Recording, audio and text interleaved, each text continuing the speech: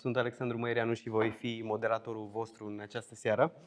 La rândul meu sunt și eu cofondator a două startup-uri în Sibiu, o companie de servicii, marketing și IT și o companie de produs, dar în seara aceasta port altă pălărie. Fac parte din board în Asociația Sibiu IT Cluster, iar unul din coorganizatorii evenimentului de astăzi este Sibiu Startup Hub, care este un proiect al clusterului, un proiect dedicat founderilor și viitorilor founder, prin care să facilităm knowledge transferul dintre experți către viitorii fondatori. Sibiu Startup Hub este doar o parte din seara aceasta, din povestea din seara aceasta. A doua parte este Sibiu Web Meetup, un eveniment care reușește de atâția ani să strângă foarte mulți developeri la același loc, dar o să-l rog pe Ștefan să vorbească un pic mai mult. Da, mulțumesc, Alexandru. Mă bucur să văd atât de multă lume în această seară. Vă aștept la Sibiu Web Meetup în fiecare lună. Vorbim despre subiecte multe și diverse. O să ne găsiți peste tot pe social media, inclusiv pe YouTube. Toate edițiile sunt înregistrate, deci puteți să le urmăriți în caz că vreți. Am să-ți predau cuvântul acum. Mulțumesc că ați venit. Ne mai auzim mai încolo. Perfect. Avem lângă noi 4 speaker pe care o să-i las imediat să se prezinte.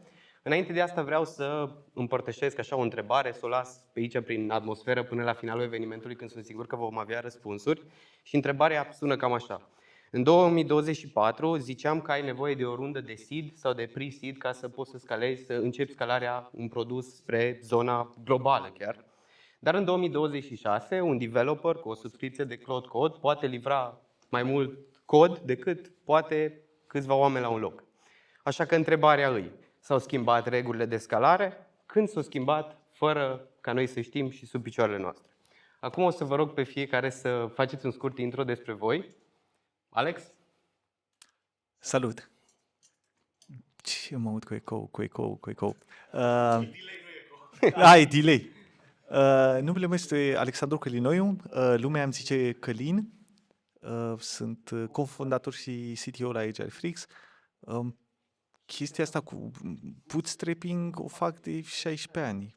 Am bootstrapped AgileFreaks-ul, am bootstrapped Reasigu, după aia împreună cu un prieten am bootstrap un startup din New York și în continuare o să bootstrap alte startup-uri prin programul nostru de la AgileFreaks. Nu mi-a ieșit niciodată chestia cu finanțarea, deși ciudat, acum am fost și mentor la Innovation Labs ca să învăț alți oameni să ridice finanțare. Da, atâta. Mersi, Alex. Super.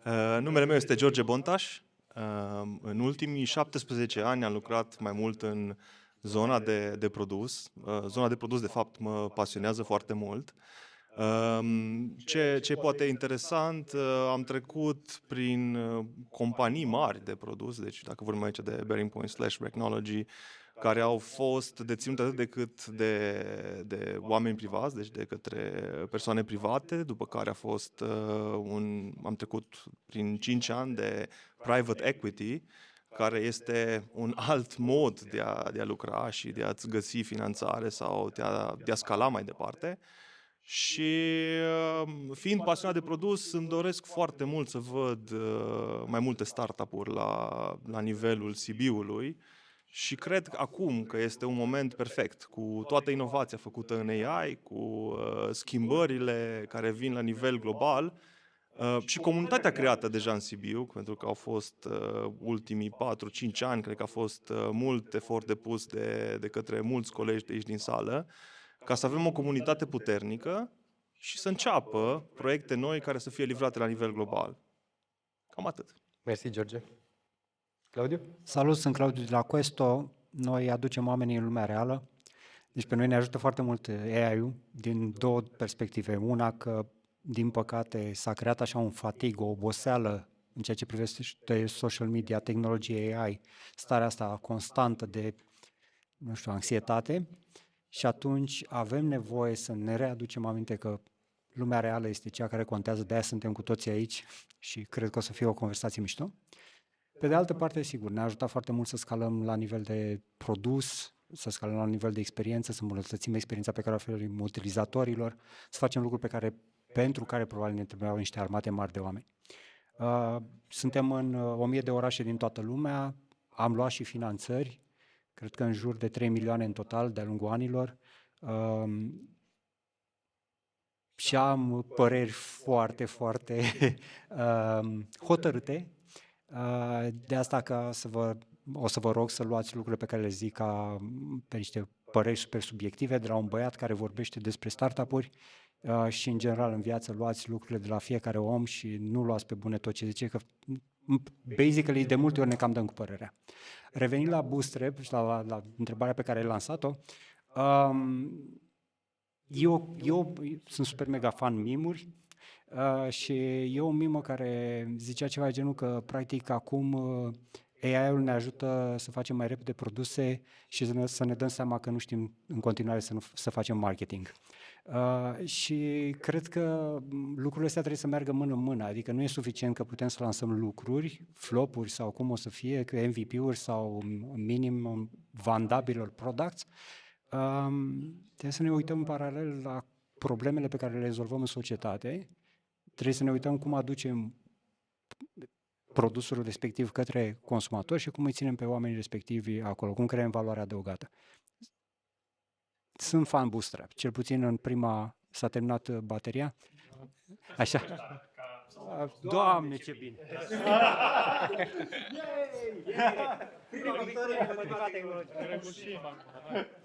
Sunt super mega fan Bootstrap, mai ales pentru am avut 50 de call-uri cu founderi care sunt mai early decât noi.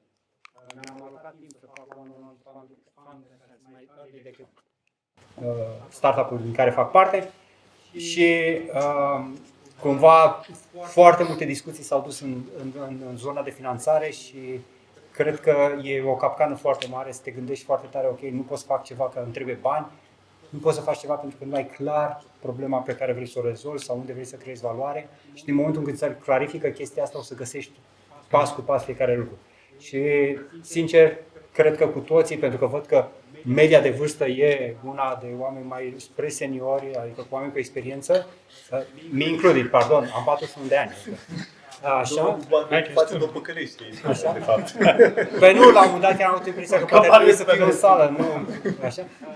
Deci, cred că am ajuns cu toții o mare parte dintre noi cred că ne-am dat seama că nu vine nimeni să-ți dea bani când ai nevoie și atunci, în continuare, reiau ce am zis și mai devreme, focus pe consumator, pe problema pe care o rezolvăm, pe buyer, cum creăm valoare pentru omul respectiv sau pentru compania respectivă, pentru cine folosește produsul și o să vină și finanțările. Cifrele sunt circulă foarte repede și în momentul de față nici nu mai trebuie Va trebui un pic să te opresc, că Tu ai citit totuși. Perfect. Daniel, te rog? Da. Trebuie să discutăm la final și noi doi, dar noi doi, că eu tot timpul când vin aici local ca speaker, sunt tot timpul eu altfel ca restul. Deci mă simt un pic discriminat. No, I'm sitting at the other part, cel care achiziționează. Reprezint Visma, dar da, dacă vorbim de AI așa ca intro, da, eu sunt în Visma de 6 ani, dar înainte am lucrat mult timp în Accenture și vindeam AI early 2000s deja. Deci, de atunci exista fenomenul ăsta și era foarte hype around it. Obviously trăim alte vremuri acum. De ce ziceam că sunt altfel? Visma crește mult sau mai mult growth-ul de revenue prin achiziții decât prin creșterea organică. Am achiziționat și ceva companii în România, dorim să mai achiziționăm și de cumva susținem și din punctul ăsta de vedere selfish comunitățile locale, vrem să achiziționăm și vedem și că este potențial. Da, partea cu bootstrapping,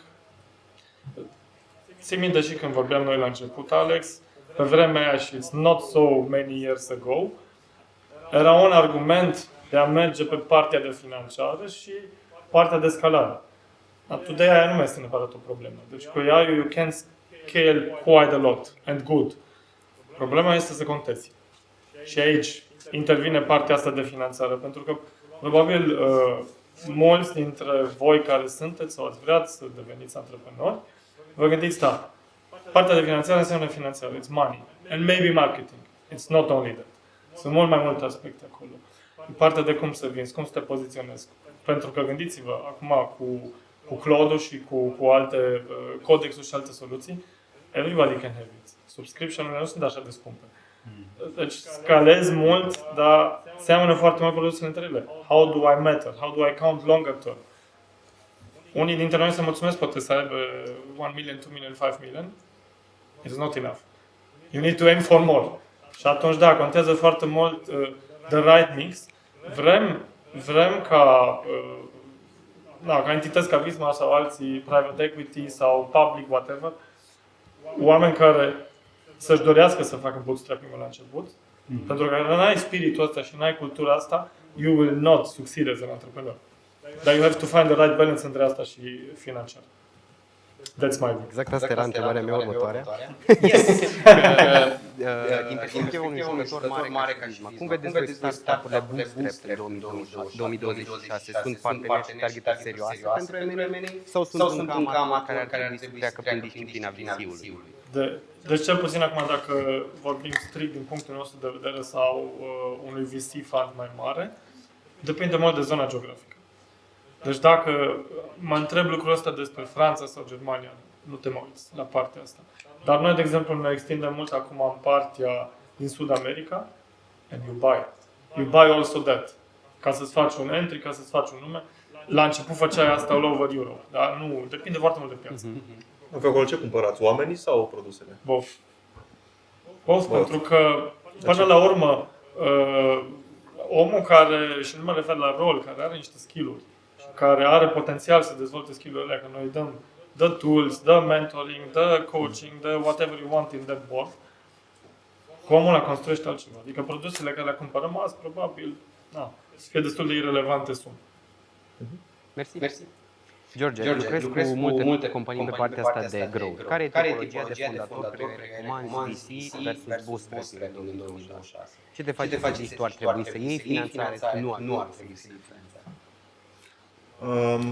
Aș crede că e important ce tip de persoană ești. Cred că ar fi mai important ce tip de business vrei să faci. Dacă e să ne gândim, adică dacă revenim la tema de bootstrapping, și eu văd că e foarte important să începi cu bootstrapping. Astăzi e mult mai ușor să dezvolți orice, să duci primii clienți, partea operațională, partea de a servi clienții în prima fază e super importantă. Dar să treci la pasul următor, să scalezi, să te gândești că poate îți trebuie niște procese, trebuie să devii certificat, îți trebuie un canal de distribuție, mai ales dacă vorbim de B2B sau B2C.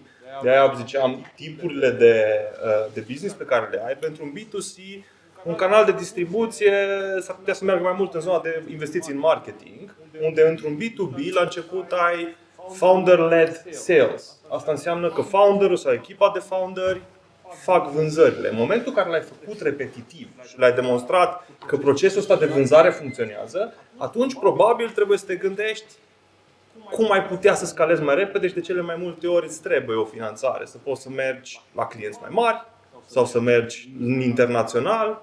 Sunt zonele pe care eu le-aș targeta în zona asta. Mersi. Alex. Da? Putea să dau doar o mică completare pentru că întrebarea era de tipologia de founder. Și cred că e un lucru important pe care l-am văzut la founder care vor să facă finanțare și am întâlnit un founder care e fascinat de rolul de founder care face doar finanțare. Și el doar asta face. Deci, să mergi să iei bani, ok, sigur contează, dar ăsta e playbook-ul lui, în care el știe că fiecare lună îl ajută de la o lună la cealaltă, dar îi și place să facă asta. E greu ca founder, din perspectiva de founder, să faci și day-to-day job și să te duci să faci și fundraising în același timp. E foarte greu. Și în momentul în care tu încerci să faci fundraising și ai 100 de refuzuri sau nu vin banii și îți faci semnalele că vin banii, devine și mai greu. Și atunci ai nevoie un pic să construiești tăria asta de a merge să faci fundraising. Indiferent de ce zonă sau ce tip de business faci. Da, bun punct. Dar uite, acum, dacă te întreb, că v-ați Da. început de ceva vreme, Da. e mai ușor decât acum 3-4 ani. Adică ai mai multă vizibilitate cu cine să lucrezi, că e un Seedling, că e Growceanu, că e un VC, că e un Catalyst, nu? Ai alt overview acum. Cred că s-a maturizat destul de mult piața, inclusiv în România, și la nivel de oportunități de finanțare sunt din ce în ce mai multe. Când am început noi, cred că majoritatea fondurilor erau și ele la primul sezon, deci erau și ei cam early stage startup founders. Acum fondurile deja ridică fondul 2-3, deci e o maturizare și din perspectiva cealaltă și din partea cealaltă. Angels investorii sunt și ei la un anumit nivel, au trecut prin, nu știu, 10, 15, 20 de startup-uri finanțate. Deci ecosistemul cu siguranță în altă etapă. Inclusiv din partea founderilor. Sunt startup-uri care fac câteva zeci de milioane pe an, unele bootstrapped, produse de consumer și care cresc cumva ecosistemul și creează antreprenori sau viitori antreprenori care să construiască produse. Deci s-a schimbat destul de mult contextul și în bine, zic eu, favorabil. Mai avem de învățat să fim mai aproape unii cu alții, să ne ajutăm mai mult. That's the point. Dar perspectivele sunt, după părerea mea, din ce în ce mai bune și now is the time to build in România. Now is the time, the best time to build.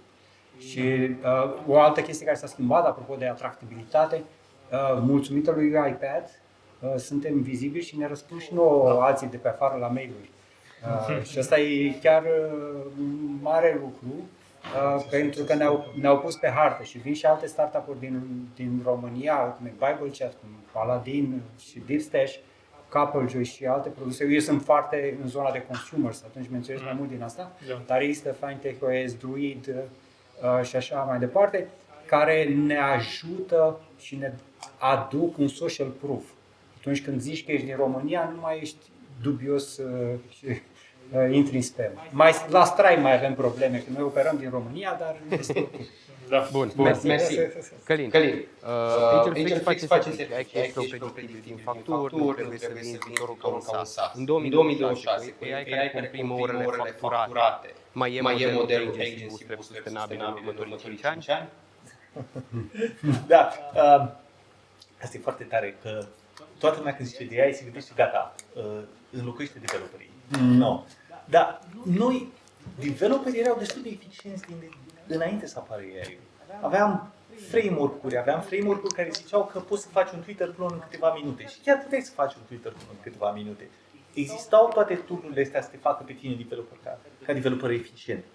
Ce face AI foarte fain pentru noi acum e că automatizează și ușurează toate procesele alea din spate de project management, de creat quote-uri, request-uri, de brainstorm de idea și venit cu documentație și creat documentație, toate chestiile care clientul final zici că nu le vede, dar ele existau întotdeauna și se mâncau o grămadă de timp. Era ca chestia aia de la iceberg, care nu se vede sub apă. Nu. Acolo este foarte eficient.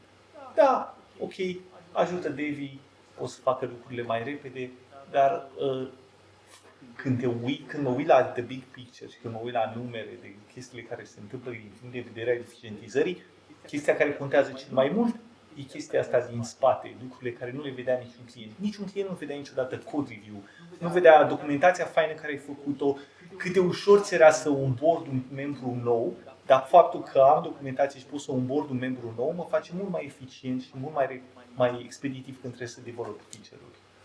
Valoros. Ca să nu mai zicem cât de important e să te focusezi pe lucrurile care trebuie. Că mai ales în ziua de astăzi, cu AI-ul poți să faci o grămadă de chestii care sunt irelevante.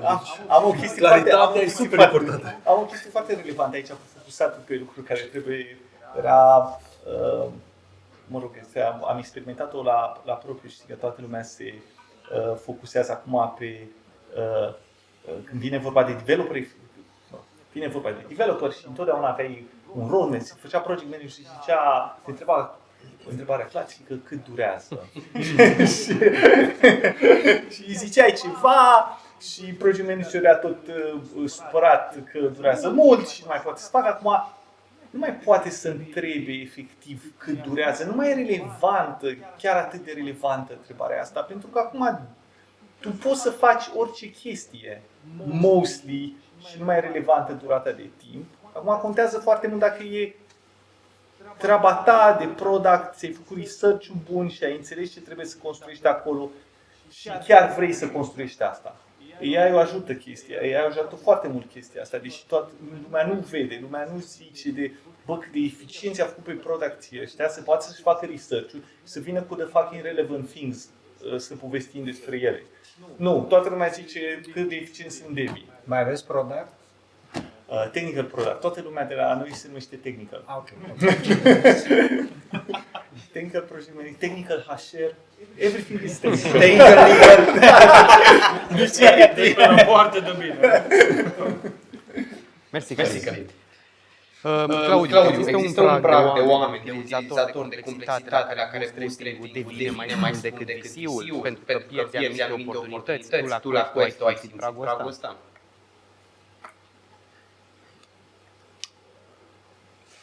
E complexă întrebarea.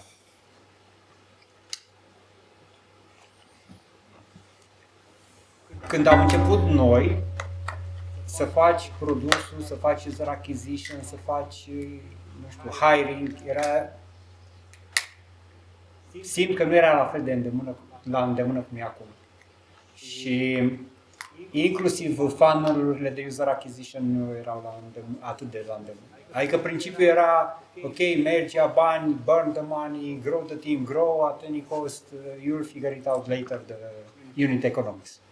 And this is bullshit, to be honest. You need to figure it out, the unit economics first. Lessons learned. Da, lesson learned. Here. Părul ăsta de aici, de acolo. Așa. Deci aș zice că în contextul actual, dacă tu creezi bazele, adică fundația business-ului tău, le faci cum trebuie, corect, nu pe povești și că așa se zice sau așa se face, ci cum trebuie, nu există limita asta, pentru că tu scalezi pe măsură cu revenue. Poți să scalezi pe măsură cu revenue. Și v-am dat câteva exemple de startup-uri, între ele fac 10 de milioane bootstrapped, fără VC money. Și atunci, cred că nu mai sunt bariere de genul ăsta. Cred că însă există niște costuri de oportunitate și noi ca founder, depinde de jocul de founder pe care vrem să-l facem sau depinde nu neapărat de stilul de founder care vrem să fim, vrem să accelerăm sau să facem mai repede anumite lucruri și atunci da, putem să avem nevoie de VC money. V-am dat exemplu de founderul care face fundraising, de la TimeLeft este founderul respectiv, are 3 milioane de utilizatori, face în jur de 20 de milioane pe an și pentru el este foarte important ca fiecare rundă să acceseze următoarea rundă și să ardă foarte repede etapele. Dar cred că în momentul de față, deci în situația la care suntem, putem să scalăm și să aducem milioane, 10 de milioane de utilizatori din revenue-ul pe care îl facem de la acei milioane de utilizatori, dacă de la început ne setăm framework-ul clar și urmărim unit economics. În principiu, nu cred că se mai poate face fundraising doar pe ideea că o să aducem și o să facem și o să figure it out, cum o să arate business-ul. Deci, oricum trebuie să faci asta, că nu o să fii convingător. Mai ales că, probabil, cred că în ultimele 6 luni, 8 luni, spre 60% din fundraising s-a dus în ăștia mari. Te rog. Am o părere despre asta. Te rog. Normal. Poți să-ți explic că ai zis că sunt subiectiv. Păi ai ridicat mâna și tu zici tu părerea. Dar nu că nu e vorba de asta, dar e chestia asta cu bootstrapping care tot au la lume, că e mai ușor să faci bootstrap. Acum AI is under subscription, bootstrap. You do your great startup. AI-ul nu a făcut în mod automat mai ușor bootstrap-ul. A făcut mai ușoară construcția. Dar aia nu este tot, pentru că acum e de 10 ori mai ușor să construiești, e de 10 ori mai greu să faci distribuție. Pentru că avem atenție infinită. Ne batem pe piața de distribuție în momentul ăsta. Nu. Da, poate că e nevoie de o mică completare aici să se înțeleagă că eu cred că AI-ul rezolvă tot. Sau că gen ei au rezolvat tot, dar e just a matter of time. Eu zic asta. Dar acum ai acces la tool-uri și poți să faci lucruri pe care nu știai să le faci. Și ai acces la informații și poți să le faci chestiile astea. Dar, again, dacă tu nu ai clar ce faci, nu ai o problemă clară, nu e ca și cum, ok, mă apuc și fac bootstrap și rezolv că am AI. Mă apuc și fac bootstrap și îmi definez clar framework-ul, văd cum folosesc tool-urile și mă uit la cifre. Că cifrele, adică unit economics-urile o să-ți crească business-ul. Da? De fapt, punctul care vreau eu să-l fac e că poate ar fi mai bine pentru finanțatori să se uite mai repede la posibilități de finanțare din momentul de bootstrap. Și poate nu cu sume imense, dar sunt anumite ferestre de oportunitate pe care, ok, ai boostul ăsta de productivitate să construiești lucruri, dar că nu te poziționezi și nu stand out în atenția limitată care e în momentul ăsta, în momente cheie, cu finanțare minimă, zice, care să demonstreze că există un potențial acolo, nu cred că mai funcționează bootstrap-ul clasic. Nu cred că poți să mai stai 18 luni să construiești ceva și să-ți crești o comunitate, ca după aia să, nu știu cum era aia cu Shadow. Da, sunt total de acord cu tine, adică pe aceeași direcție. Bootstrap-ul te ajută să fii tu mai rapid. Dar înseamnă că și peer group-ul tău e la fel de rapid și problema rămâne distribuția. A fost democratizată inteligența, dar nu a fost democratizată distribuția. Aici suntem. Distribuim la noi, care avem atenție finită, distribuim către marketul, suntem tot noi. Care câte reel-uri ne putem uita pe zi. Da, conversația natural al doilea subiect, eficiență și scalare. Am zis că vorbim de reel că ne punea. George, aș avea o întrebare pentru tine. Product Led Growth părea bază până acum 2-3 ani. În 2026, cu AI integrat în produs, cum se schimbă jocul? Mai e nevoie de echipe mari de sales sau produsul se vinde singur de la sine? Da, foarte bună întrebarea, pentru că sunt mulți care se gândesc, gata, în viitor eu nu o să mai am nevoie de vânzător, nu o să mai am nevoie de marketing. Eu nu cred asta. Eu cred că, da, în zona de produs trebuie regândit modelul de time to value. Adică, în momentul în care decizi tu ca client să achiziționezi un produs, produsul respectiv să vină cu soluții ajutate de AI în care să-ți orchestreze prima utilizare a produsului. Nu să fie doar un self-service, cum îl aveai până acum, vin cu o soluție în care tu reușești singur să te descurci, dar de cele mai multe ori aveai nevoie de un training sau de o firmă de consultanță care să-ți facă onboarding-ul. Și astăzi există posibilitatea să poți să vii cu un model dinamic per utilizator care să-l ajute și să-l ghideze ca un concierge care să-l ajute cum să folosească aplicația. Dacă utilizatorul folosește destul aplicația în prima fază și înțelege unde e valoarea, de fapt acolo se acumulează acea informație care poate fi dată mai departe vânzătorului. Pentru că până la urmă, dacă ne gândim în zona de vânzare, nu e doar prima vânzare. Este de fapt întreținerea vânzării pe termen lung, posibilitatea de a face upscaling, de a înțelege modalitatea prin care utilizatorul folosește aplicația și care sunt zonele care pot fi îmbunătățite sau zonele în care poate fi adăugată valoare pentru client. Deci din punctul ăsta de vedere, da, avem semnificativ mai multe opțiuni de a aduce un time to value pentru customer mult mai rapid. Dar eu cred în continuare că marketingul și sales-ul o să aibă un rol extrem de important pentru long term. Mersi. Că tot vorbim de eficiență prin AI. Daniel, la scara Visma, deciziile AI au o altă greutate. Compliance, securitate, ISO, GDPR. Cum integrați AI-ul într-un enterprise stack fără să rupeți ce funcționa? Și unde ați nu, aici nu intru AI. Înainte vorbeam de PwC, de exemplu. Și înainte să răspund la asta, revin un pic la ce ai spus tu, George. Eu cred că în ziua de azi nu mai este destul să ai un produs bun. You need to have a platform or be part of a platform. Nu o să ți se mai vândă as a standalone produsul respectiv. Și nu mai poți scala tu din punct de vedere revenue. Dar ca să atingi lucrul ăsta, e mai greu în Europa.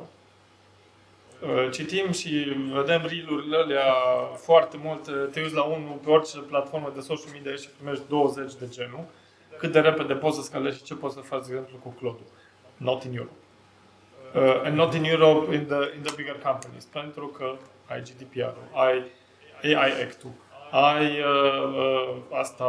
hosting-ul de date care nu vrei să ajungă în America. Cât de absurd este, nu vrei să fii acolo. Și atunci îți elimini o grămadă de posibilități. It's difficult to apply. You need to find workarounds, trebuie să-i faci un scut ca într-un own data center ca să îl poți folosi sau să plătești. Nu știu câți dintre voi folosiți cloud-ul Enterprise?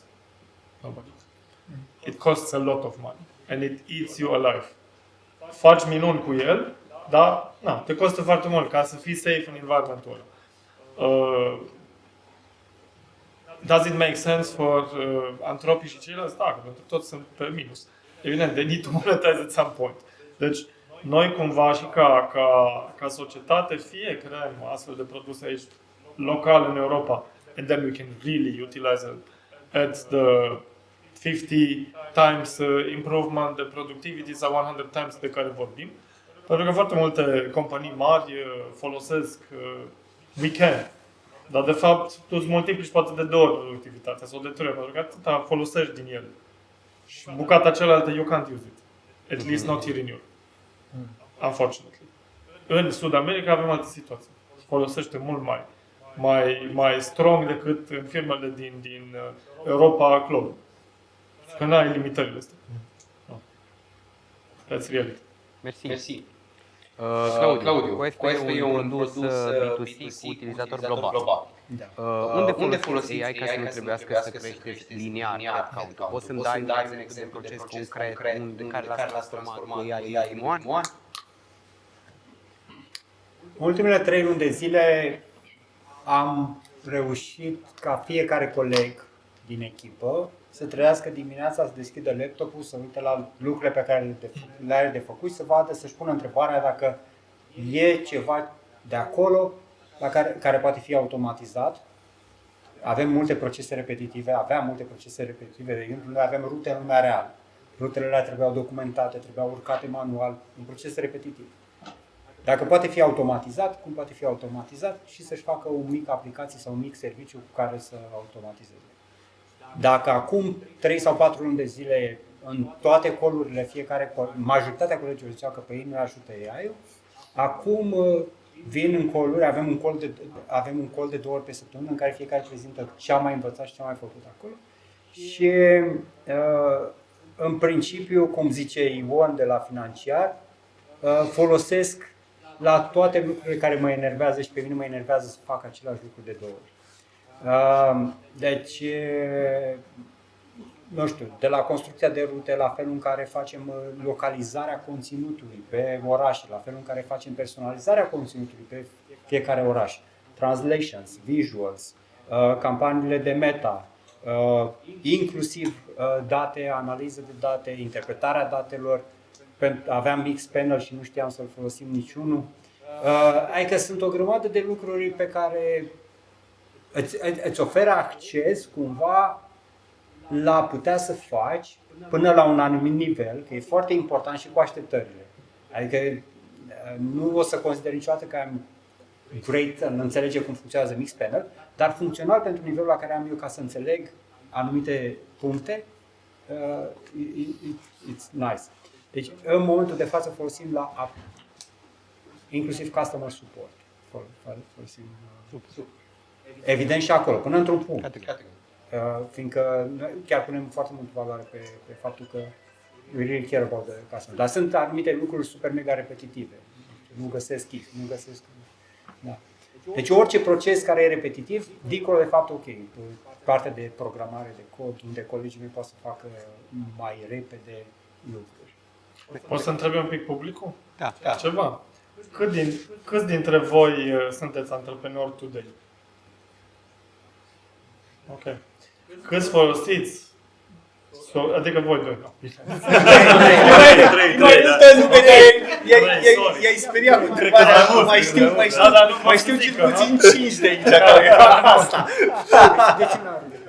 Cât de mult țineți voi cont de guardrails și de partea asta care the bigger ones need to take care of în produsele voastre? Do you do that? No. Deci, blană și dați drumul. That's a bit dangerous. Mai ales dacă vreți să scalați, you need to take care of that. E un aspect important. Vine odată factura aia 10.000 și Da, atunci să te deschizi ochii liniștește. și... Da, nu e problemă. Și unde și nu te oprești dacă nu știi limita, în primul rând. Da, nu știi că este limita. Corect. It's a good point. Da, De tot. Și aici e și problema un pic cu bootstrapping-ul astăzi, pentru că, iarăși, ne bazăm și bazați foarte mult pe ce vedeți și people sell. E ca și cu drugs și cu țigări înainte, acum și cu TikTok-ul și așa mai departe. Multe din chestiile astea, chiar dacă zice, eu n-am fost plătit de ăla, we are paid. That's reality.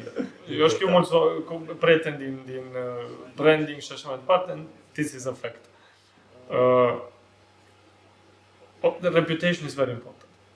Și odată ce ți-ai pătat reputation, e greu să ajungi la acolo. Sau dacă vrei să scalezi mai sus și intri într-un proces de RFP, adică mai ai 3-4 firme care concurează cu tine, e destul unul să arate partea asta.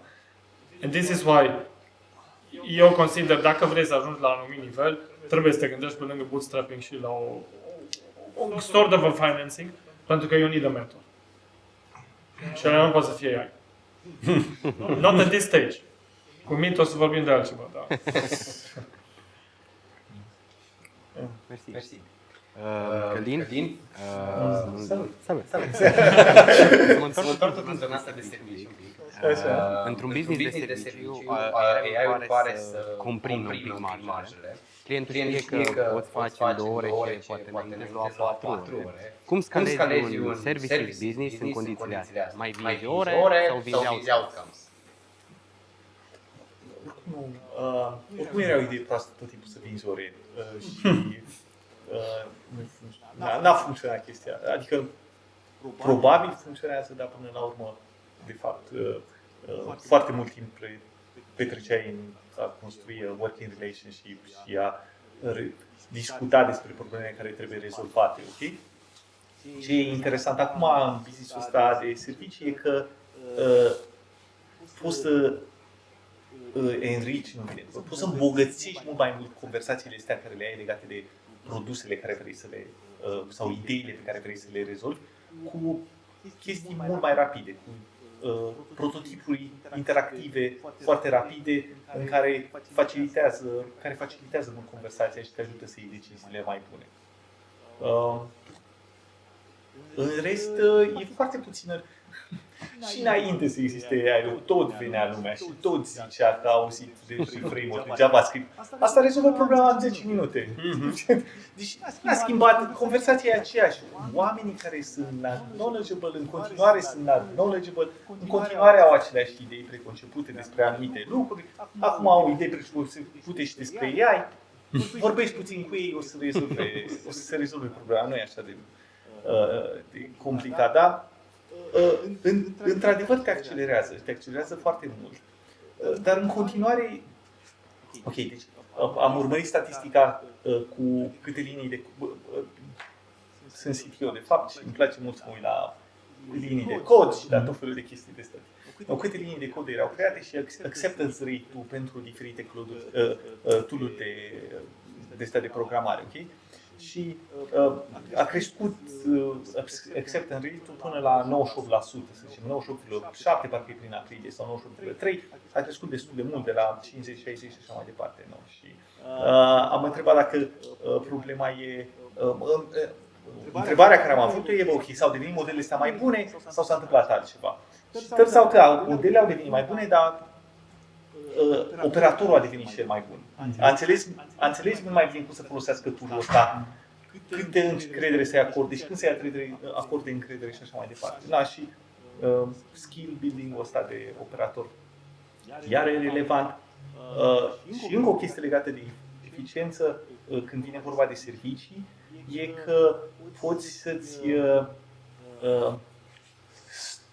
înmagazinezi mult mai ușor felul tău de a face lucrurile și cum îți place ție să construiești ce ai văzut că e relevant să construiești și să le refolosești chestiile astea în diferite lucruri. Acum le zice skill-uri. Dar în mare parte sunt fișiere MD. Markdown files. Toate chestiile astea ajută la eficiență, dar bottom line-ul e că avem mai multă treabă. Încă nu sunt convins că eu cred în continuare chestia cu AI e o păcăleală. E mult mai multă treabă, în afară de oamenii care zic că durează foarte puțin. Acum, pentru că work-ul a devenit așa mai ieftin, oarecum mai ieftin, toată lumea aia care avea ideea latentă la ei în cap, mamă, să fie ce idei de startup am eu acum, are mult mai mult curaj să vină la tine, să-ți piardă timpul și să te întrebe. Cum putem să facem asta? Cât costă? Cât durează să facem asta? Am auzit că acum durează mult mai puțin. Da. Unele idei merită explorate acum. Asta îți mai zic. Dacă te gândești, ok, nu vorbim de idei, iar vorbim de chestii foarte practice de development.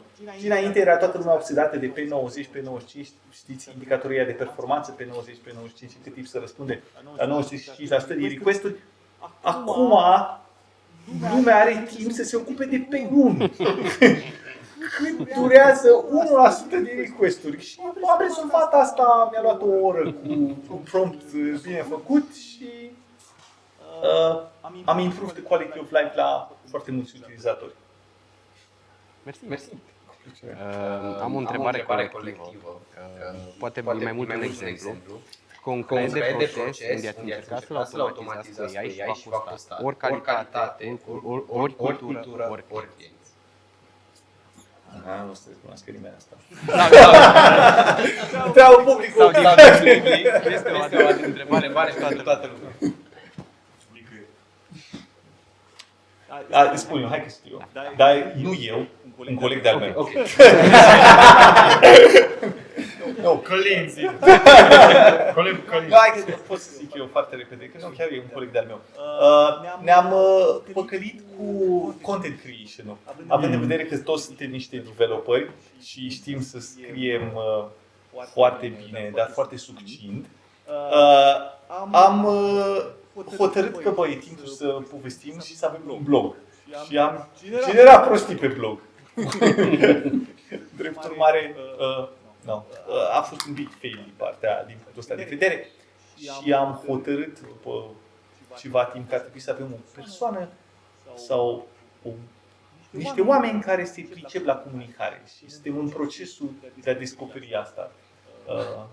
Da, lesson learned. Cum zicea un prieten de-al meu, to fail is human și încă suntem oameni. Mersi. Mai e cineva cu jos? Eu aș veni cu un exemplu de... Tot și personal și din ce am observat. Se creează un hype. Ce ziceai tu înainte? În momentul de față, prin câteva prompturi, poți să creezi niște automatizări care în primă iterație îți pare, uai, gata, ai produs acolo. Gata, funcționează, uite, aici are 40% din funcționalități.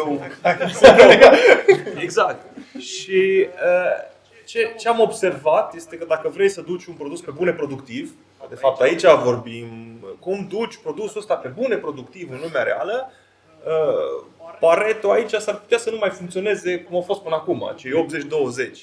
Ajungi mult mai repede la 80 decât cei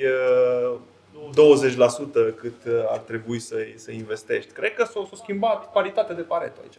Și asta e acum pe moment mi-a venit ideea, probabil că e 1 la 99 Pareto astăzi. Pentru că tu poți să faci ceva pentru teme mai complexe. Prima parte care să creeze wow efectul și poate și pe partea cealaltă, către client, să genereze o dorință să aibă acea funcționalitate este foarte mare. sau poate și voi ați întâlnit-o cu manager, colegi, ați prezentat ceva, păi cum, de ce n-ai făcut mai repede? Că uite, aici stau 2 prompturi să arăt cum funcționează. It's not like that.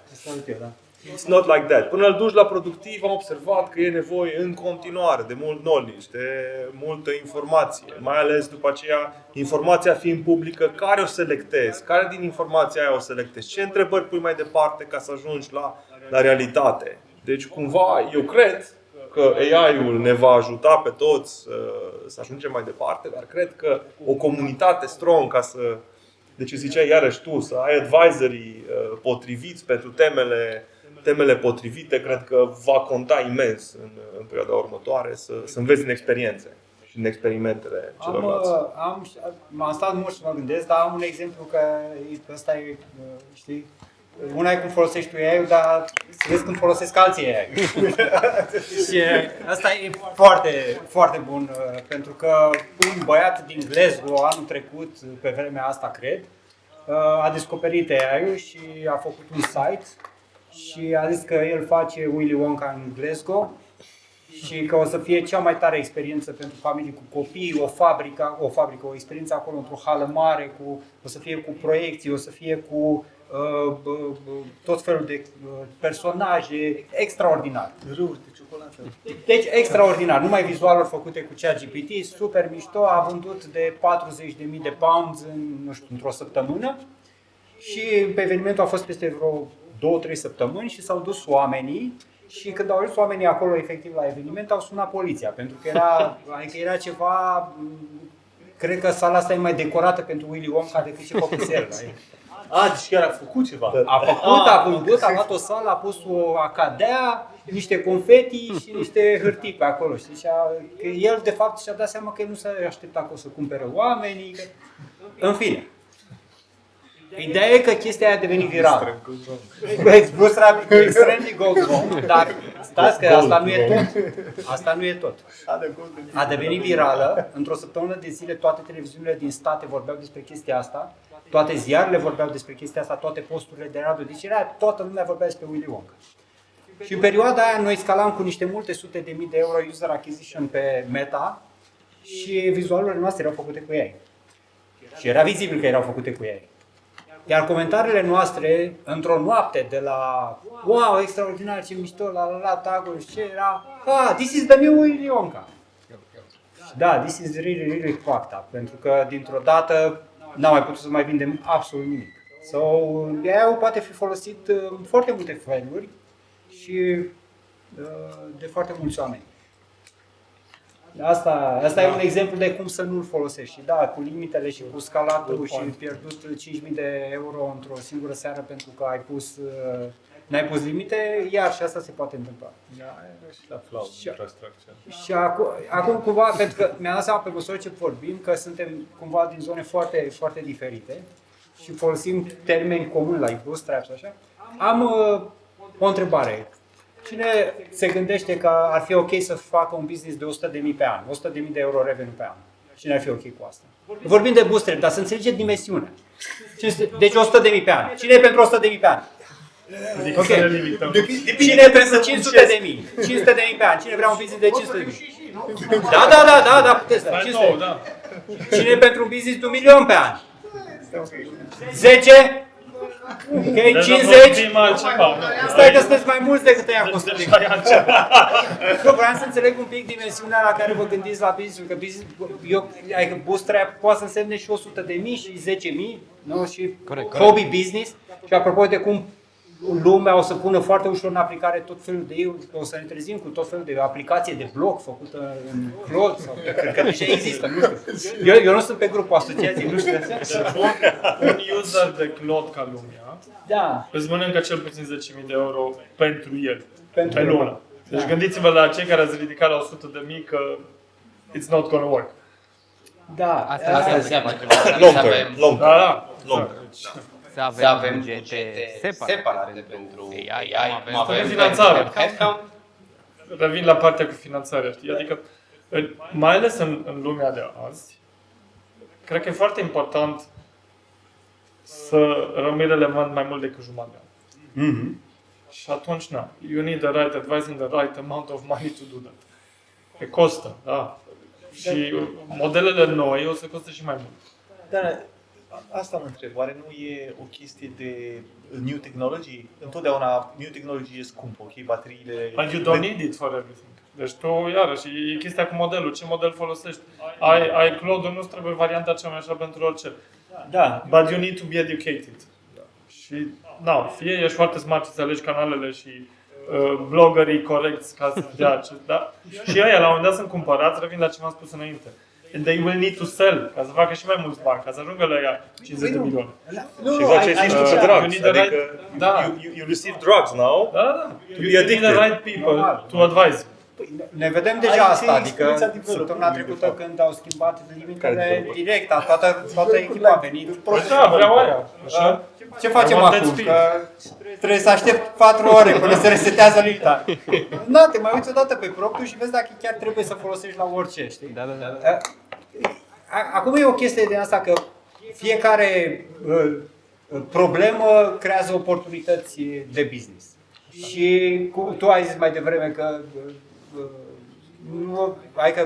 cred că ai zis că se pare că e așa mult hype. Și hype-ul ăsta probabil o să creeze niște oportunități foarte mari de business. Și putem să ne uităm așa, să fim atenți de ce se plâng oamenii și să venim cu ceva acolo, să-i ajutăm, să monetizăm, să urmărim cash-ul. Și după aceea luăm runde, facem frumos, vine XTZ, ăsta. George, am o întrebare pentru tine înainte să trecem în al treilea subiect.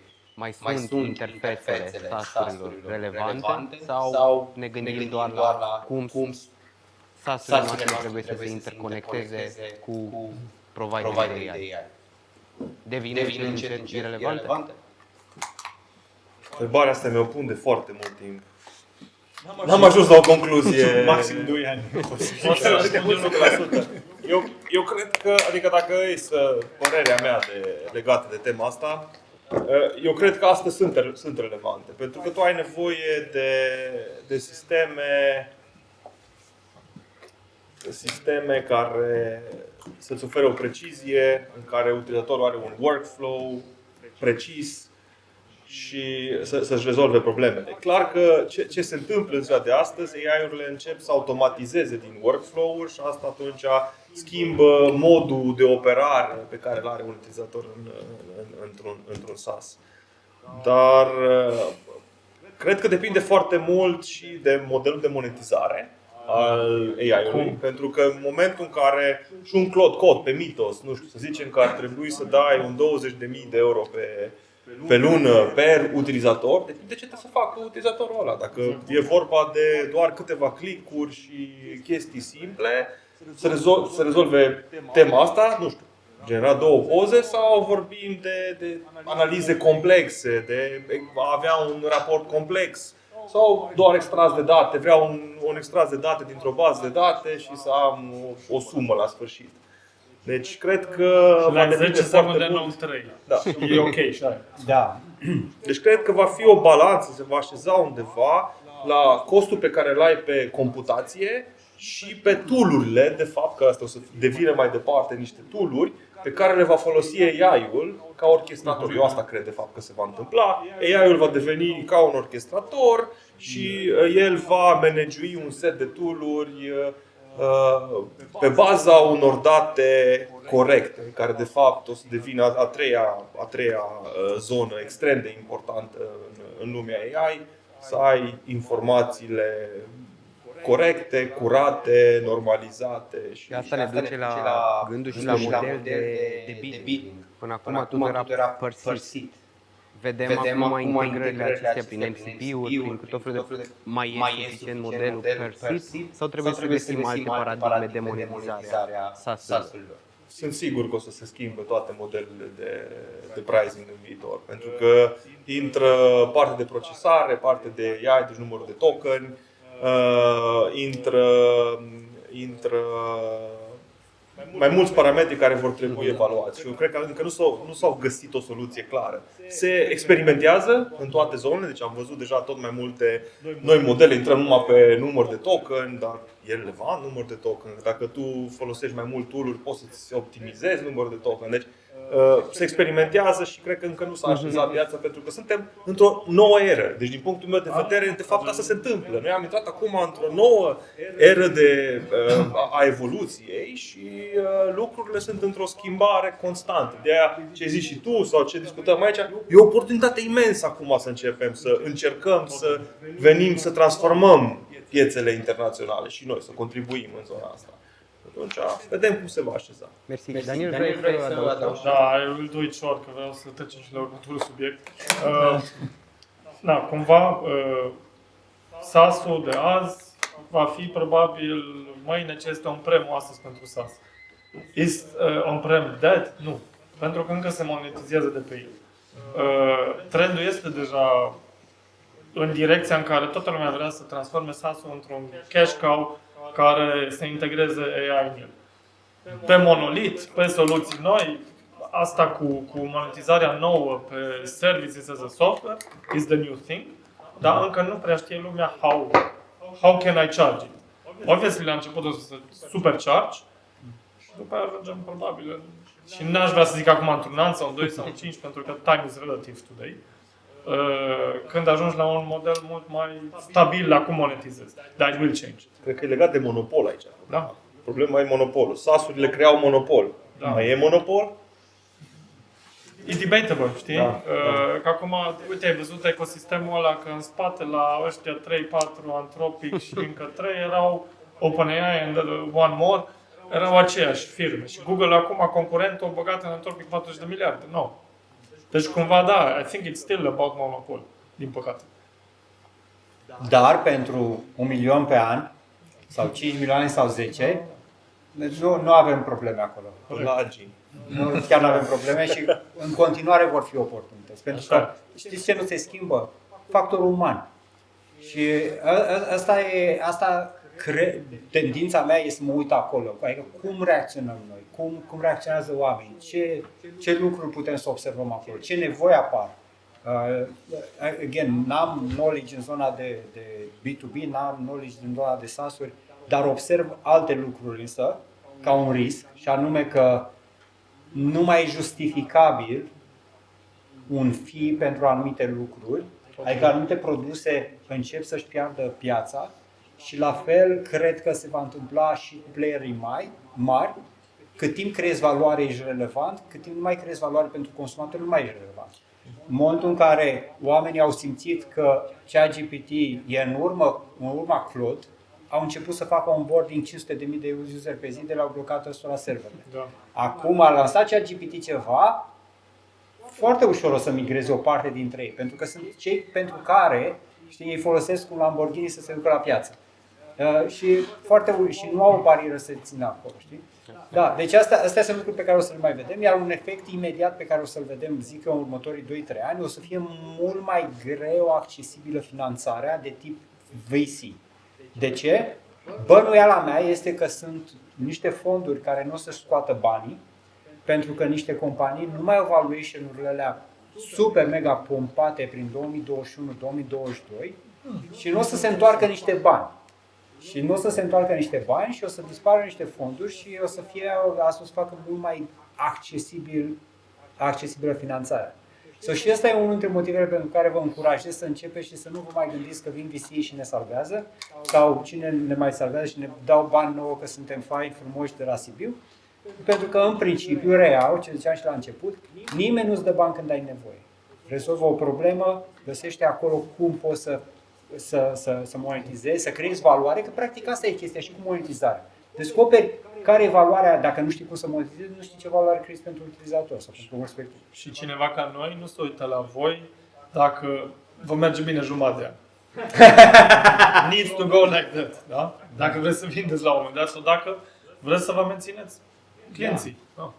Și să venim la următorul meetup să ziceți, nu mai vrem 5 milioane, vrem 50 de milioane. Let's go!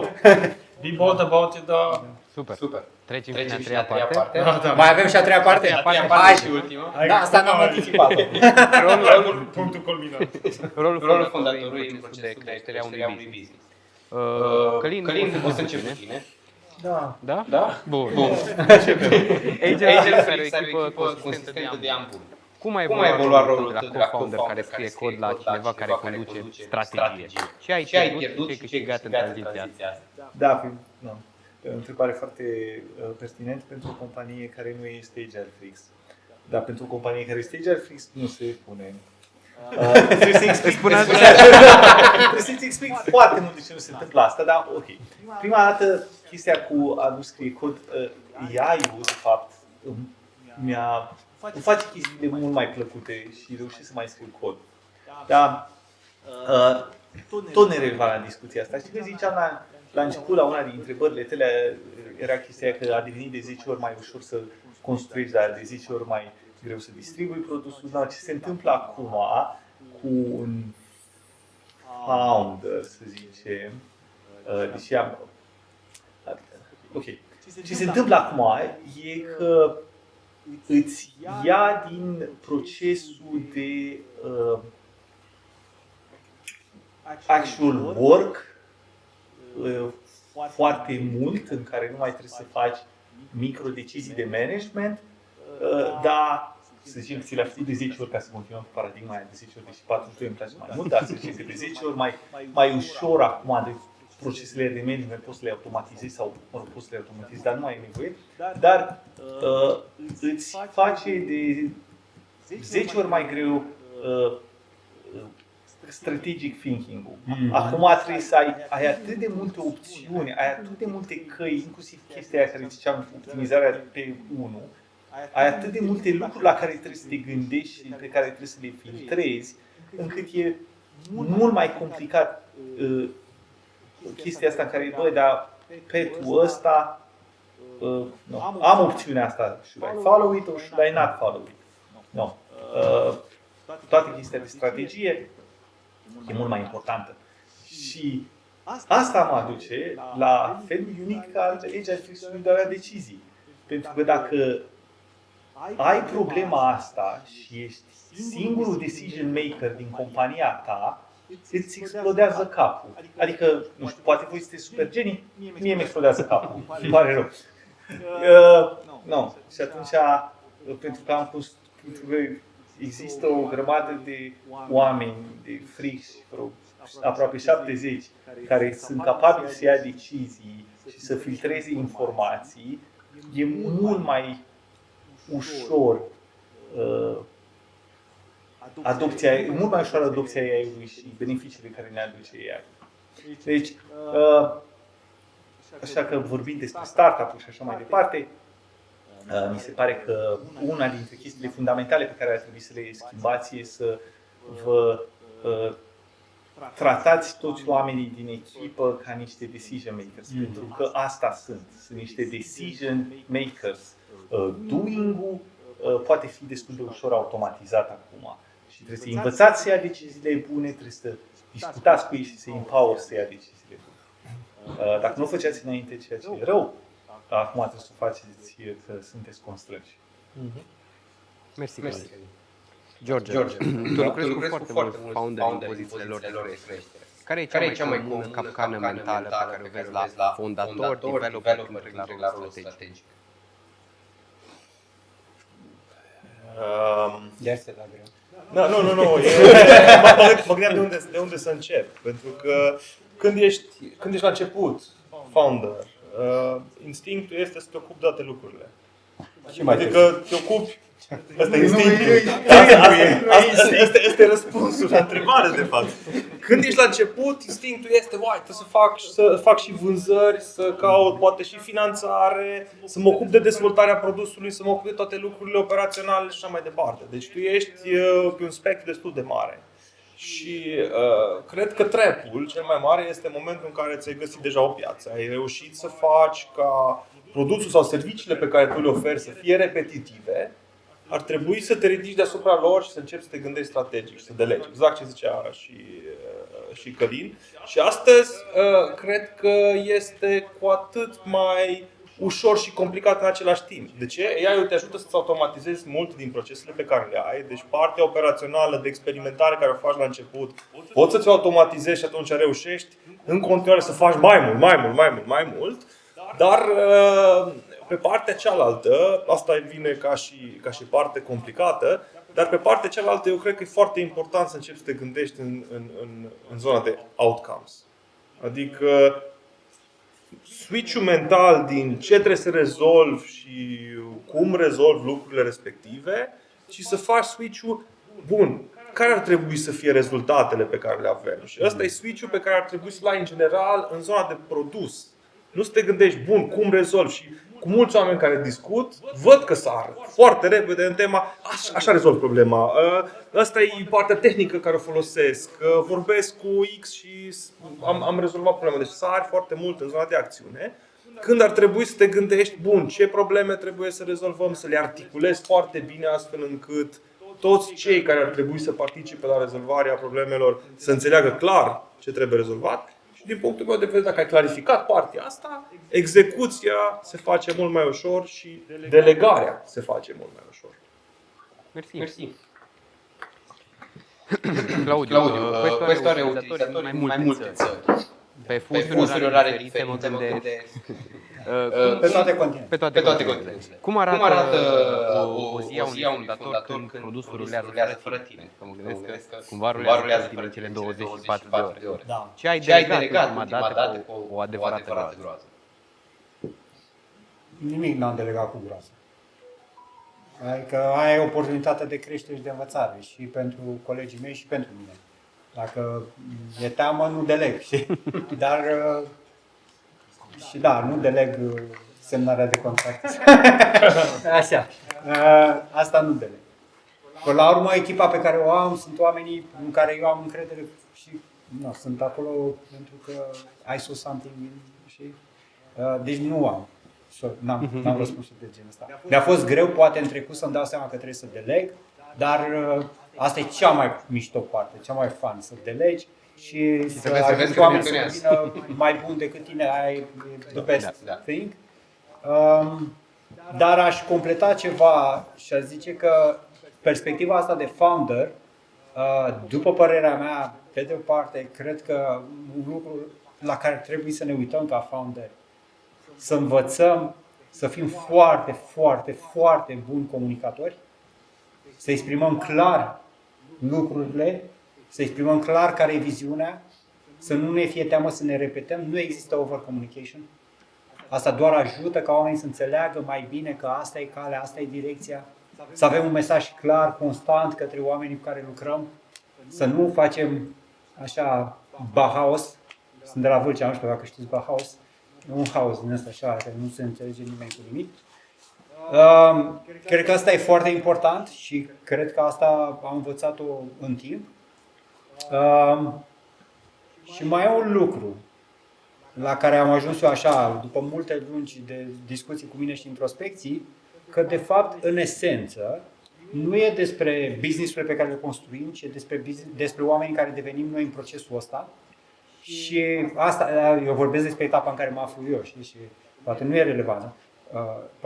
Dar asta simt că, practic, inclusiv felul în care facem business, felul în care creștem oamenii, felul în care monetizăm sau nu monetizăm, avem curaj să facem un lucru sau nu, finanțare sau nu, până când nu reușim să depășim anumite etape, ne tot învârtim în cerc și tot ajungem și ne lovim de chestia aia pe care o evităm să o facem. În cazul meu a fost, de exemplu, am evitat foarte multă perioadă de timp să înțeleg user acquisition. Și până când pare stupidă. Am găsit alte variante de user acquisition, am găsit variante să aduc user, dar nu aia directă, aia am evitat tot ce mai. Până când la un moment dat, ok, cât de greu poate să fie? E greu, dar nu mai, da. Deci cred că apropo de transformarea ca founder, lași și e nevoie să lași în urmă lucrurile alea pe care le-ai așa legate de picioare, știi? Vin din cum ai crescut, prin traumele prin care ai trecut, momentele în care n-au fost oamenii ok cu tine și așa mai departe. Și asta e foarte important să vezi să lași în urmă și tu să ai cumva mindset-ul ăsta că ai nevoie să crești și să devii mai bun tu în comparație cu tine, ca să poți să accesezi alte leveluri de creștere a companiei. Nu o să poți să crești compania și să rămâi tot în cercul ăla. A sunat, gata, iar am vorbit mult. Era timerul. Da. Mersi. Cred că am acoperit. Da? Ok. Poți să mai Poți să mai zici. Poți să mai zic. Nu mai zic, nu mai zic. Daniel, aș avea o întrebare și pentru tine. S-a schimbat ce delegăm acum în era agenților AI? Mai delegi un om ceea ce cere un AI agent în 5 minute? Nu. Nu-i mai deleg. Dar trebuie să delegi. Adică, și aș fi vrut să completez la ce ai zis tu, dar I have similar questions. Acum, cum arată lucrurile? Deci eu lucrez cu mulți antreprenori pentru că sunt în multe board-uri. Și e entuziasmul la fie că intră acum în rol, că a preluat compania aia sau că într-adevăr vrea să scaleze sau așa, and the person wants to do everything by himself or herself. And it's a total fuck up in the end. Pentru că trebuie să ai the right people next to you, care să știe să folosească AI cum trebuie, la care să le cer exact ce trebuie. Da, nu le mai delegi neapărat, Alex, fă-mi raportul ăla sau așa mai departe, primesc eu deja noaptea când toți dorm, da? Sau că mă trezesc eu la 5, mi-l caut eu singur, că cu text-to-speech sau invers poți să faci ce vrei acum. Dar îl rogi cu outcome-ul ăla să faci ceva cu echipa lui, da? Sau îl rogi să construiască ceva nou. Eu am un fost CFO, directorul financiar, da? Care nu a vrut să mai fie CFO, aveam pe altcineva pentru rolul ăla, persoana e foarte tehnică. Fata aia face minuni de nu fac mulți dintre developerii noștri. Pentru că este o delegată altfel de chestii. Știi? Nu alea clasice, că făm un raport. Nu, this is not relevant anymore. Mersi. Și poate, da, dacă n-ai pus întrebarea asta până acum la niciunul dintre noi, garbage in, garbage out. Asta e cel mai important lucru. Fundamentul e ăla, datele cu care lucrezi. Dacă ălea nu sunt ok, ladies and gentlemen, you can forget about everything.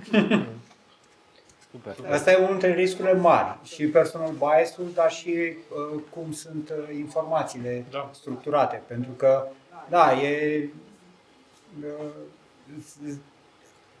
face accesul la rezultate average pentru oricine. Da, așa. Adică eu, de exemplu, nefiind specialist în nimic, pentru mine a fost cum a fost când am descoperit prima dată Canva, că eu pot să-mi fac un poster în Canva fără să mai stau să dau brief la un art director, să dau brief la un copywriter, să dau brief la toată lumea, să aștept o săptămână de zile. Experiența mea e de project manager din advertising, am lucrat în agenții de publicitate. Și când am văzut Canva, wow, extraordinar, pot să fac chestia asta singur. Dar până la un nivel pot să fac singur, pentru că experiența mea, critical thinking-ul, stilul meu, taste-ul meu sau abilitatea mea de a avea gust e limitată. Așa e și cu ea. Poți să faci până la un anumit punct niște lucruri, tu care nu ești specialist pe lucrurile respective. Nu știu, faci analize de date, dar degeaba ai analize de date dacă sunt biasate datele respective. Eu mă descurc mai bine ca un dev la unele chestii, că înțelegi produsul. Și asta, că ai wider picture-ul și aia e foarte important. Și că înțelegi și business-ul. Exact. Și că aplici reasoning. Eu am studiat litere, dar eu am fost foarte bun la mate tot timpul. Deci, gândirea logică e super importantă. Da. In this context. Vă voi da un exemplu cu un utilizator pe customer support. Fac și customer support, adică și eu și Alex și alți colegi facem customer support din când în când. Că de acolo ții chiar insight-urile de ce au oamenii nevoie, știi? Vezi ce-i doare. Și a scris un user foarte, foarte, foarte supărat că trebuie să plătească 9 euro și i-a zis ChatGPT că costă 5 euro. Dar până să-mi spună efectiv chestia asta, deci a scris o grămadă și eu încercam să-l ajut și el era tot supărat și am zis ok, dar care e problema? Și mi-a spus că de fapt de asta e supărat. I-am dat jocul gratis și am zis, uite, ți dau eu cadou, e din partea noastră de data asta, dar o mică rugăminte, verifică și pe site, să vezi că pe site ăla e prețul și nu mai cred, adică ar fi ideal să nu mai credem chiar tot ce zice ChatGPT și orice GPT, da? Adică să ne dezvoltăm și să nu ne pierdem antrenamentul ăsta de a avea critical thinking. Pentru că e atât de ușor să ai văzut, ți-a zis că aia și ai luat-o de bună și... Da. De fapt a fost un agent care eu zis vreau quest-ul pe gratis și... Da! Crezi că mi-a făcut o cheie din asta așa? Eu pus un NCT și da. După aia chiar am văzut că noi primim și poze de la user și chiar am văzut userul și era... Nu cred că a fost schema asta, dar era tare dacă era așa de meta, știi? Cum să obțin gratis jocul. Cred că suntem noi accountable. cât de minune ar face AI-ul respectiv, orice tool ați folosi, you're the one that is accountable. Yes. Și critical thinking-ul, reasoning-ul, cum vezi outcome-ul la care vrei să ajungi, că cei o să vă fie mai greu să deveniți antreprenori, cei care ați fost înainte developer. Pentru că vă gândiți numai la bucata aia mică de aici. You need to think here and what's out in the world, adică userii aia, care o să scoată bani, până la urmă. And you need to serve them. Dar trebuie să înțelegeți tot. Dar se poate și nu trebuie să știți chiar toate lucrurile astea, mai căutați oameni care vorbesc mult și care știu business. Și luați pe ei să facă partea aia. Trebuie unul să fie comercial. Da. Că el vorbește numai de bani. Acum a învățat probabil asta treptat, nu? Evident. No. Când se pune... Nevoie. La început să faceți asta și vă luați pe unul comercial lângă voi. Not that difficult. Da. Simplu, da. După 10 ani e foarte simplu.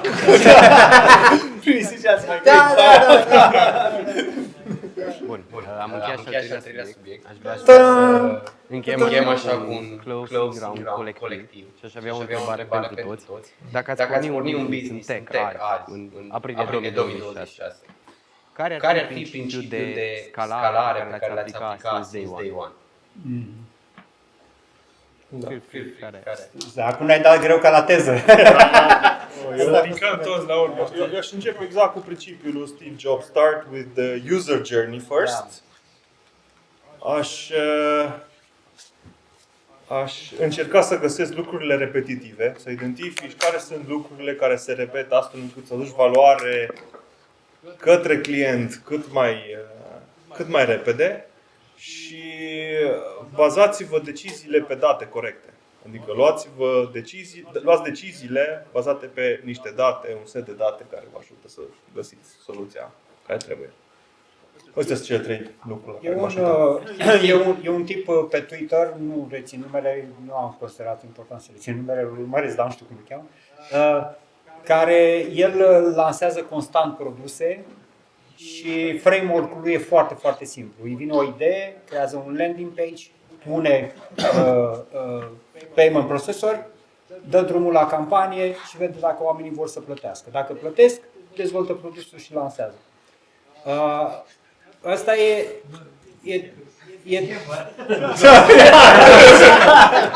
da, schema. Nu, pentru că el le explică oamenilor că nu există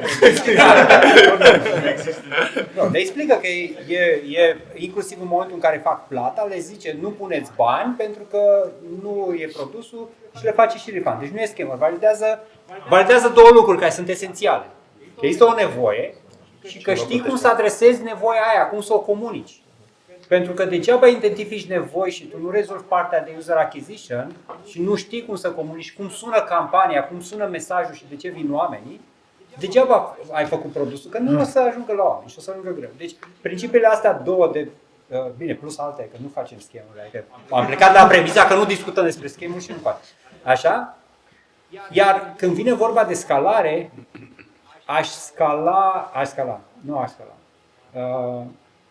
nu m-aș gândi de la început că vreau să fac ceva foarte mare, ci m-aș concentra foarte tare să rezolv o problemă care să fie painful, cum e durerea de masă. Adică n-aș mai face lucruri într-o zonă care, eu zic eu, călduțe. Sunt atât de multe probleme de rezolvat în lumea asta și atât de multe oportunități și tendința noastră este să ne ducem la first idea care ne vine în minte sau first thing care credem noi că ar trebui rezolvat. Aș sta 6 luni de zile și aș găsi cele mai painful și cele mai stupide industrii în care nu face nimeni nimic și mă duce acolo și aș rezolva un singur lucru din industria aia și după aceea scalarea ar veni natural, adică vine gradual. Dar m-aș uita, nu vorbesc de B2B, eu mai mult în zona de consumer, mă refer și părere super personală, subiectivă așa, dar în același timp e și accesibil, adică poți să faci asta acum, în seara asta poți să te duci să-ți faci un landing page pentru ideea pe care o ai și dai drumul cu $50 pe Meta și vezi dacă dă cineva click, dacă cumpără cineva, dacă plătește cineva, pui disclaimer mare, îi dai e-mail după aia, salut, ți-am făcut refund, adică putem să fim monești, nu e problemă, dar tu ai validat că cineva a pus $10 pe ideea ta și nu există o validare mai mare decât, sau Nu există bani mai buni decât de la oamenii ăia care plătesc pentru serviciul tău. Nu există mai bun. Eu vă zic o chestie acum la care probabil nu vă gândiți. Dacă e acolo cineva care e super strong pe o piață, nu mai e loc de mine. Not true. Acolo e o percentage. Noi cumpărăm atâtea companii care sunt concurente într-un market, because the fucking market share is so big.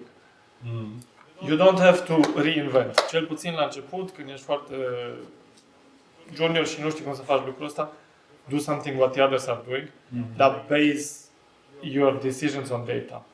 Analizează bine produsul ăla, ce nu are. Și în multe domenii încă nu există AI în backend, da? Acum is the moment to put it in front. Get data and do it. Începeți așa. Da. Oportunitate imensă, vă uitați la produse care merg și vă duceți și puneți filtrul pe one star review. Dacă compania sau piața aia are 1 miliard pe an, e o piață de peste 1 miliard de euro pe an, tu ai acolo un business de 10 milioane cel puțin doar din one star review anual. Și rezolvi doar problema aia, știi? Adică mai ales că există validat, că există o piață și există un produs și există o nevoie acolo. Deci, în esență, mi se pare că ne grăbim, a zis cineva cu graba, tu ai zis mai devreme, da? Cu graba să facem lucruri, dar cred că oportunitatea acum și cred că și parcă Paul Graham, uite pe el am ținut minte cum cheamă, Paul Graham a zis că în momentul în care tool-urile devin foarte accesibile, situația în care suntem noi acum, abilitatea founderilor este în a identifica probleme. De acolo se face diferențierea, acolo e șmecheria. Da, acolo e șmecheria și acolo, în direcția asta, gândiți-vă, pentru că v-am zis mai la început că am vorbit cu peste 50 de founderi anul trecut, am avut one-on-one call-uri cu ei și, din păcate, mai mult de jumătate dintre ei lucrează la lucruri care they just waste their time. Și o să intre în lupul ăla în care nu pot să strângă bani, nu fac bani și după aceea tu începi să creezi povestea aia că tu nu ești în stare să faci startup-uri. Tu ești în stare să faci startup-uri, dar ai nevoie de un pic de framework, ai nevoie de un pic de ghidare, că se poate face. Noi, ca ecosistem, mai avem nevoie să mai învățăm lucruri. It's not about passion for the product. It can be whatever shit it is. Voi vreți bani, da? You have to have passion how to build it. And how to nurture it. Acolo trebuie să fie pasiunea, nu pe produs. Dacă se nimerește să-ți placă, very nice, dar that's not the main purpose why you do that. Yes. Călin? Un principiu de scalare? Te gândești să împărtășești cu noi. Nu am nimic de Bine. Eu aș mai zice, don't be afraid to break things. Care e foarte important. Adică, de multe ori încercăm să ducem produsul mai ales dacă vorbim de produse, la perfecțiune înainte să-l arăți clientului. Don't do that. Învață cât mai repede din ce vrea un potențial client sau cum interpretează un potențial client produsul tău, înainte să-l bibilești și să-l duci la o versiune extrem de avansată. Și mai sunt niște chestii pe care putem să le adăugăm, că întrebarea e foarte complexă și putem să adăugăm multe lucruri. De exemplu, încercăm, o altă tendință naturală e să simțim, pentru că avem nevoia asta să ne diferențiem, să fim diferiți, noi facem diferit. Și avem tendința să inventăm lucruri. Păi dacă un flow de payment e funcțional și validat, nu ne apucăm să inventăm noi cum se face flow de payment, că vrem să fim creativi. Adică sunt zone în care nu e nevoie să fim creativi. Dacă un tracking funcționează în felul ăsta, dacă utilizatorul e obișnuit să aibă structura asta de payment, nu e nevoie să fim creativi acolo, pentru că ne punem atenția unde nu contează și nu zic ceva. E de-aia mai tras de timp, ca să ai timp să te gândești, știi? Păi nu, că m-am gândit, dar nu știam în ce fel să formulezi toată chestia asta și să nu sune cheesy și așa mai departe, dar e ok. Eu sunt în continuare de părere și când mă gândesc mai mult, sunt în continuare de părere că ar trebui să faci ce-ți place. Nu? Da? Cheesy, v-am zis eu. Da.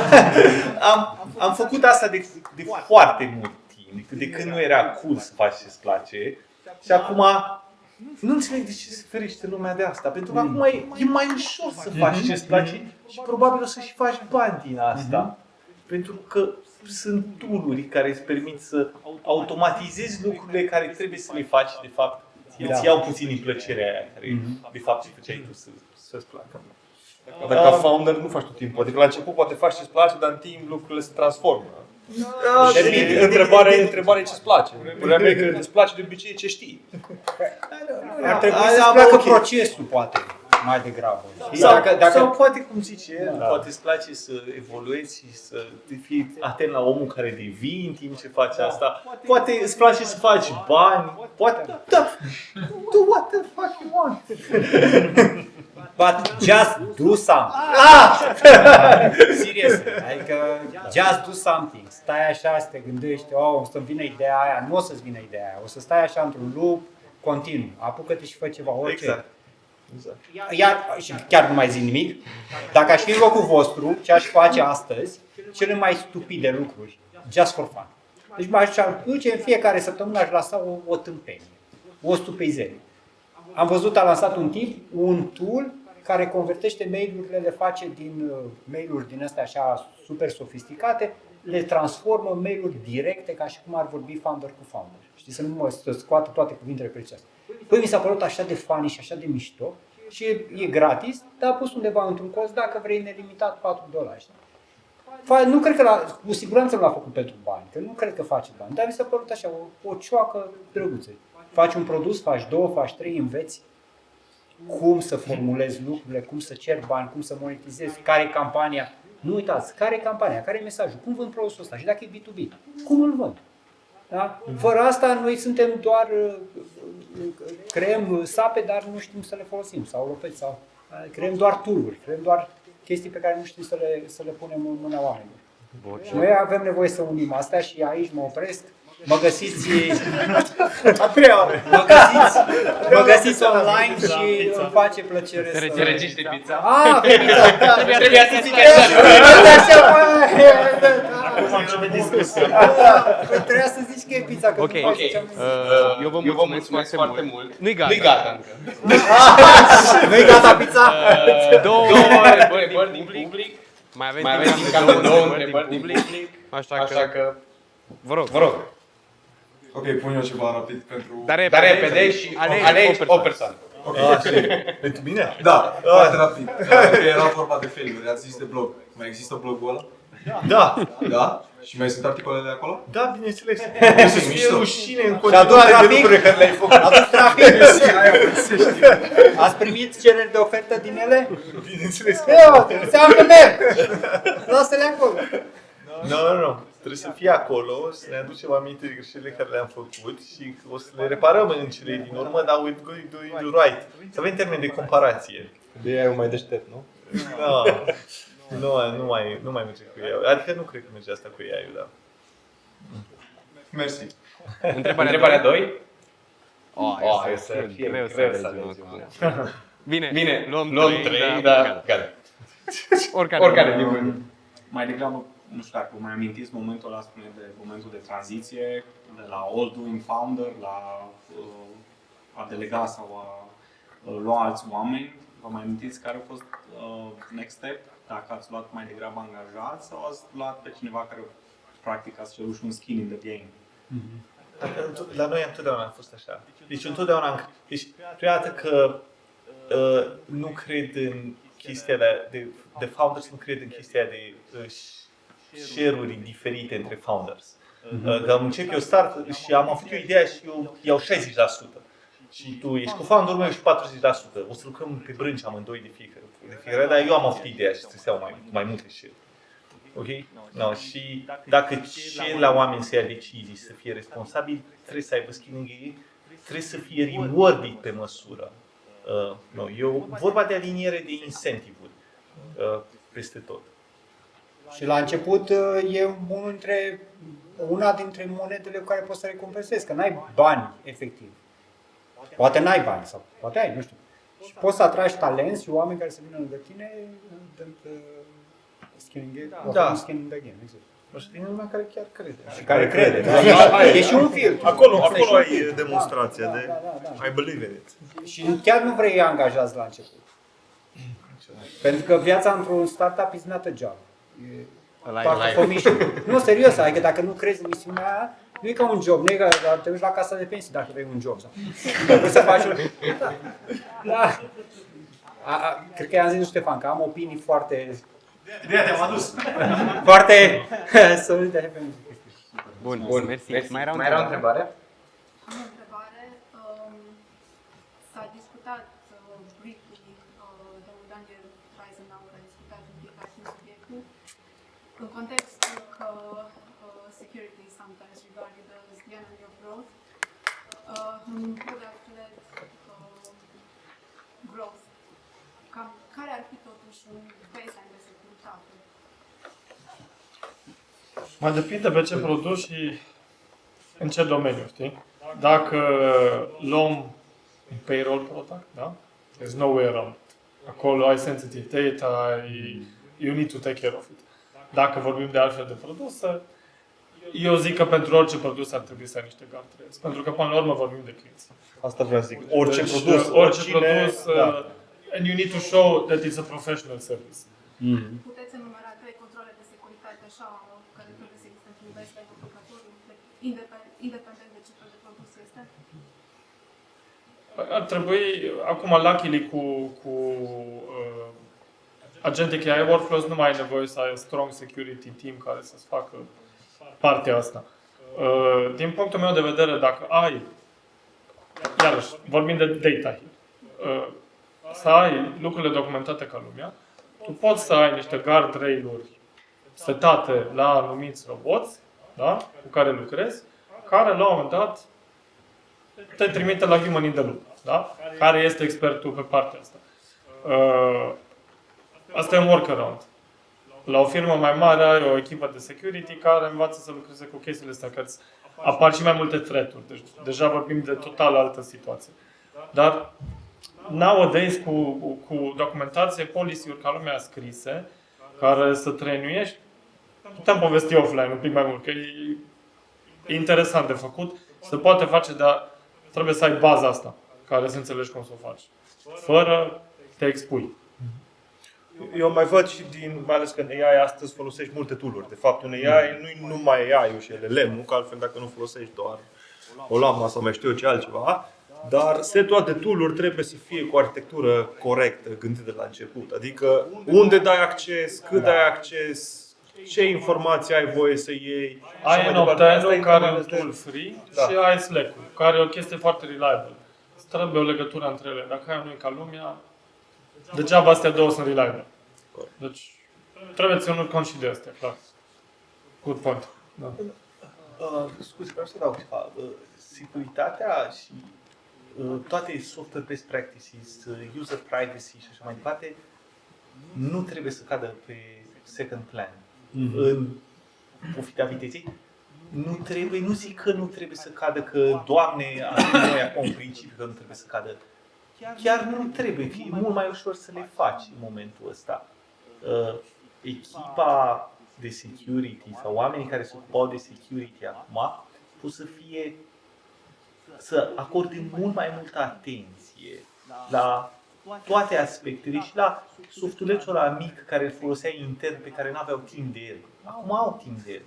Pentru că pot să folosească tool-urile astea, își compound skill-urile pe care le aveau ei și le multiplică folosind tool-urile astea. Deci ai echipa de security care îți face check-ul și acum poate să facă check-ul inclusiv la tool-urile interne care aveau o grămadă de probleme înainte și nimeni nu se ocupa de ele, că erau interne. Ai automatizări pe vulnerabilități de securitate, ai tool-uri care se uită automat și verifică toate lucrurile.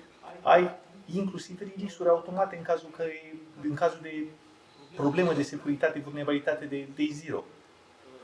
Toate lucrurile astea sunt posibile acum și recomandate și nu mai ocupă ani de zile să pui toate chestiile în place. Totuși, în caz dat a fost dropped, acum 2 zile sau a fost media, Claude Focus 6 și-a scos skill-urile. Problema e de garbage in, garbage out. În continuare, o să te facă, deci te accelerează de 10 ori, dar îți accelerează de 10 ori părțile bune, îți accelerează de 10 ori și celelalte părți. Așa că o parte din security baseline ar trebui să fie exact principiul de security build by design, adică de la Da. propunere, de la requirements. Așa e. Exact. 23andMe s-a închis din cauza asta. Adică dacă vrei să ai un business, trebuie să ai niște principii foarte sănătoase acolo. Și s-a închis și toate informațiile genetice a 10 de milioane de oameni sunt așa pe undeva pe net, la oricine. Uite, ne-am făcut un hackathon cu oameni care făceau procurement în mod privat, deci nu neapărat echipa noastră de procurement. Și eu trebuie să-și facă un agentic tool care să facă vetting la vendorii cu care vrei să lucrezi.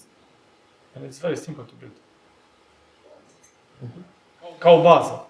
Și atunci știi măcar, ok, tool-urile care vreau să le folosesc îl fiduiești, uite, asta și asta și asta trebuie scanat și articole, deci o ai în minute. Bun. Cred că trebuie să facem și un V2. Da. Sigur avem mult mai mult de povestit. Eu vă mulțumesc pentru seara asta. Vă mulțumesc și vouă că ați venit. Sper că a fost meaningful și că am plecat de aici cu toți niște idei foarte bine puse la punct, cu niște learning foarte importante. Pentru că am avut în fața niște oameni cu foarte multă experiență de la care chiar avem ce învăța și seara asta ne dovedit asta. Noi vă mai așteptăm. Da. Și eu și Ștefan vă mai așteptăm la evenimentele noastre. Fie comune, fie individuale. Avem aici și un cod doar de feedback. Ne-ar ajuta foarte mult feedback-ul vostru pentru că, as you know, e cel mai important și când dezvolți un produs, când ai o companie de servicii, când faci un eveniment, feedback-ul la fel de valoros. Vă mulțumesc încă o dată și eu, Ștefan, pentru că ați venit. Avem pizza în spate și ne-am bucurat să mai rămâneți la networking, să ne cunoaștem mai bine și categoric să ne vedem în viitoare. Mersi.